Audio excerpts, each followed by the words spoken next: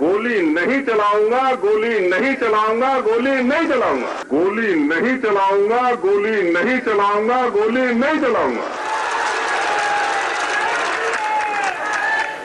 हाँ, गोली चलाने के अलावा जितने भी उपाय योजना हो सकती हैं, सब कारगर उपाय हो सकते हैं। वो सब स्थिति को नियंत्रण में लाने के लिए सारे किए जा रहे हैं।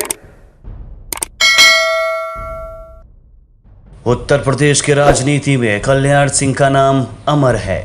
एक साधारण नेता से मुख्यमंत्री और राज्यपाल तक का सफर, हर जगह उनकी सादगी चर्चा में रही।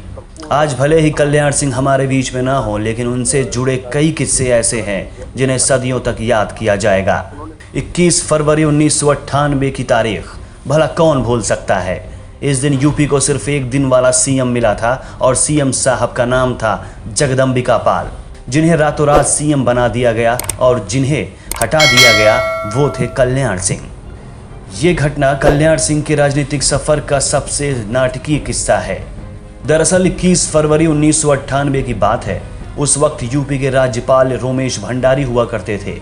उन्होंने उस समय सभी को हैरत में डाल दिया जब तब के सीएम कल्याण सिंह को पद से ही बर्खास्त कर दिया गया और उनकी जगह उस समय कांग्रेस नेता और मौजूदा बीजेपी नेता जगदंबिका पाल को सीएम पद की शपथ दिलवा दी। 22 फरवरी को जगदंबिका पाल को सीएम की कुर्सी मिली, लेकिन राज्यपाल के इस फैसले का बीजेपी ने जबरदस्त विरोध किया और उस प्रदर्शन का जिम्मा अटल बिहारी वाजपेयी जी ने खुद उठाया।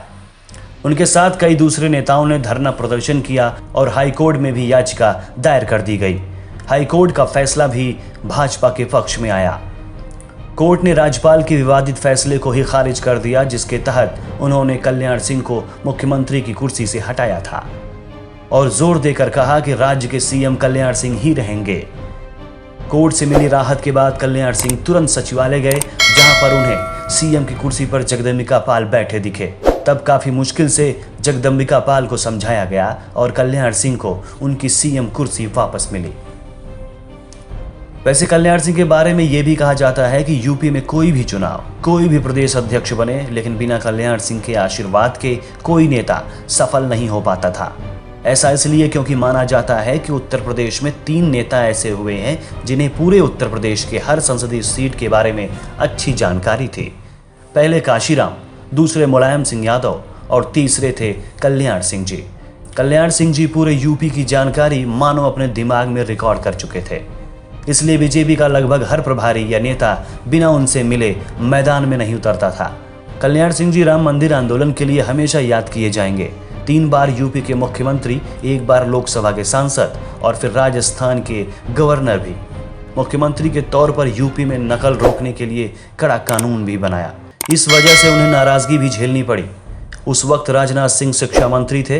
बीजेपी को 1991 में यूपी में 425 में से 221 सीटें मिली थी। मुख्यमंत्री की शपथ लेकर कल्याण सिंह पूरे मंत्रिमंडल के साथ अयोध्या गए थे। वहां उन्होंने कहा, कसम राम की खाते हैं, मंदिर यहीं बनाएंगे। अगले साल कार सेवकों ने बाबरी ढांचा गिरा दिया और तब वहां जमीन समतल हो गई, तो कल्याण सिंह ने मुख्यमंत्री पद से इस्तीफा दे दिया। देश की राजनीति में ऐसे पहले ही मुख्यमंत्री भी जो किसी गोलीकांड के लिए अफसरों को बलि का बकरा बनाने के बजाय खुद को जिम्मेदार मानते थे, वो भी लिखित तौर पर, और उसके लिए सजा पाने को भी तैयार थे। सुप्रीम कोर्ट में हलफनामा देकर भी जब वे अयोध्या में 6 दिसंबर 1992 को बाबरी मस्जिद को गिरने से नहीं रोक पाए थे, उन्होंने सुप्रीम कोर्ट के आदेश पर 1 दिन की सजा के लिए तिहाड़ जेल गए और कहा कि मुख्यमंत्री के तौर पर खुद उन्होंने अफसरों से कहा था कि वे कार सेवकों पर गोली नहीं चलाएं। सारी जिम्मेदारी मैं अपने ऊपर रहता हूं, स्वीकार करता हूं। किसी कोर्ट में केस चल रहा है तो मेरे खिलाफ चलाओ। किसी कमीशन ऑफ इंक्वायरी के अंदर कोई इंक्वायरी होनी है तो मेरे खिलाफ कराओ। और इसके लिए अगर कहीं कोई दंड ही देना हो तो किसी को न देकर के मुझे दो। अधिकारियों ने तो आदेशों का पालन किया है और मैं इस बात के एक एक बिंदु का स्पष्टीकरण देने के लिए तैयार हूं कि मैंने अथवा मेरे साथियों ने, मेरे सहयोगियों ने या मेरी सरकार ने कहीं किसी प्रकार से कंटेम्प्ट ऑफ कोर्ट नहीं किया, नहीं हुआ है।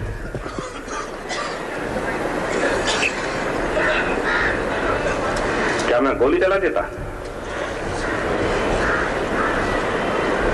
एलआईसी की मीटिंग में मैंने स्पष्ट किया था कि गोली नहीं चलाऊंगा, गोली नहीं चलाऊंगा, गोली नहीं चलाऊंगा।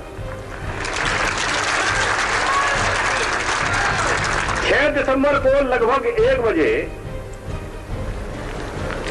जब केंद्र सरकार के गृह मंत्री श्री एसी चौहान साहब का मेरे पास फोन गया और कहा कि हमारे पास ये सूचना है कि कार सेवक गुम्बद पर चढ़ गए, आपके पास क्या सूचना है? तो मैंने कहा कि मेरे पास थोड़ा सा एक कदम आगे की है कि कार सेवक गुम्बद पर चढ़ गए हैं और कार सेवकों ने गुम्बद को तोड़ना भी शुरू कर दिया। लेकिन चौहान साहब इस बात को रिकॉर्ड कर लेना कि मैं गोली नहीं चलाऊंगा, गोली नहीं चलाऊंगा, गोली नहीं चलाऊंगा, गोली नहीं चलाऊंगा, गोली नहीं चलाऊंगा, गोली नहीं चलाऊंगा, गोली नहीं चलाऊंगा, गोली नहीं चलाऊंगा, गोली नहीं चलाऊंगा। हाँ, गोली चलाने के अलावा जितनी भी उपाय योजना हो सकती हैं, सब कारगर उपाय हो सकते हैं, वो सब स्थिति को नियंत्रण में लाने के लिए सारे किए जा रहे हैं।